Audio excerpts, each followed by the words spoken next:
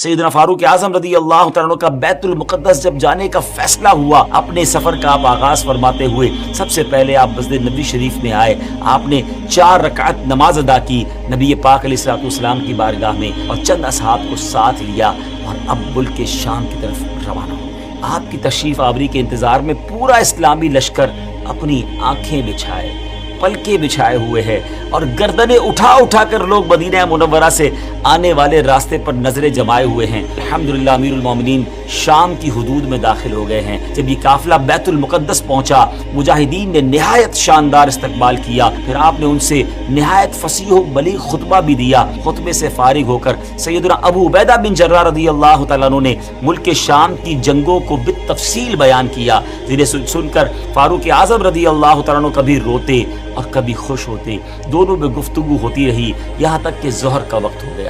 مؤذن رسول سیدنا بلال حبشی رضی اللہ تعالیٰ عنہ، جو نبی پاک علیہ الصلوۃ والسلام کے دنیا سے پردہ فرمانے کے بعد مدینہ طیبہ سے ملک شام چلے آئے تھے، لشکر اسلام میں شامل ہو کر وہ بھی جہاد میں مصروف ہو گئے تھے۔ حضرت جناب رسول اللہ صلی اللہ تعالیٰ علیہ وسلم کے وصال ظاہری کے بعد آپ نے اذان کہنا چھوڑ دی تھی۔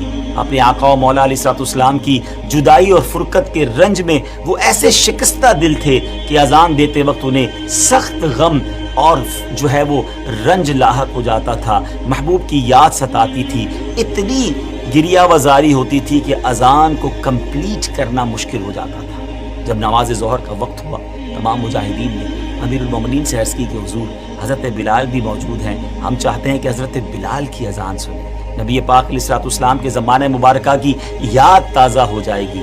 سیدنا فاروق اعظم رضی اللہ تعالیٰ عنہ نے سیدنا بلال حبشی کو حکم دیا، مجاہدین کی خواہش بیان کی۔ سیدنا بلال حبشی رضی اللہ تعالیٰ عنہ نے اذان تو بالکل چھوڑ دی تھی، کسی کے کہنے پر بھی اذان نہ دیتے تھے، لیکن فاروق اعظم رضی اللہ تعالیٰ عنہ کا حکم تھا اور بڑا وہ ادب بھی کرتے تھے، اس لیے اذان دینے کے لیے راضی ہو گئے۔ کیا منظر ہوگا! حضرت بلال حبشی رضی اللہ تعالیٰ عنہ نے اذان شروع کی، جیسی بلند آواز سے کہا اللہ اکبر اللہ اکبر، ان کی آواز میں وہ درد تھا کہ لشکر اسلام پر لرزہ طاری ہو گیا۔ مجاہدین کی آنکھیں اشکبار ہو گئیں، محبوب اکرم کا زمانہ یاد آ گیا۔ اللہ اکبر، شام کی سرزمین میں مدینے کی یاد تازہ ہو رہی ہے۔ اس وقت رسول پاک علیہ الصلوۃ والسلام کے دیدار سے اپنی آنکھوں کو ٹھنڈا کیا کرتے تھے، مگر وہ دیدار اب کہاں نصیب۔ تمام مجاہدین شدت غم سے کانپنے لگے۔ سیدنا بلال حبشی رضی اللہ تعالیٰ عنہ اشہد ان محمد رسول اللہ پر جب پہنچے تو پورے لشکر پہ ایک کوہرام مچ گیا۔ صحابہ کرام علیہم رضوان نے اپنے محبوب آقا کی یاد میں وہ تڑپنے لگے، آہو بکا کا شور بلند ہو گیا۔ شدت غم سے مجاہدین ایسے تڑپتے کہ ابھی ان کے دل پھٹ جائیں، بعض پر تو بے ہوشی طاری ہو گئی۔